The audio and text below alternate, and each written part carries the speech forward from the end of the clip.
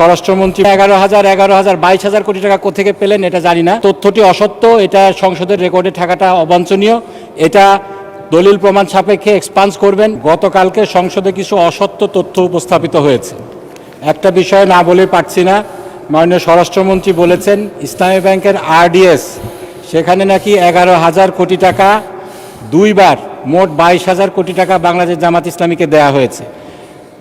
ইসলামী bank একটি বিধিবদ্ধ একটি পিএলসি, এটা পাবলিক লিমিটেড কোম্পানি। এর অডিট রিপোর্ট জমা হয় প্রতি বছর। সেই অডিট রিপোর্টটা আমি দেখেছি, আপনার কাছে জমা দেব মাননীয় স্পিকার, হাইলাইট করে। সেখানে বলা হয়েছে 2024 সালে মোট 6,712 কোটি টাকা আরডিএস প্রকল্পে খরচ করা হয়েছে, আর 2025 সালে 6,789 কোটি টাকা খরচ হয়েছে। এখানে উনি 11,000, 22,000 কোটি টাকা কোথেকে পেলেন এটা জানি না। তথ্যটি অসত্য, এটা সংসদের রেকর্ডে থাকাটা অবাঞ্ছনীয়।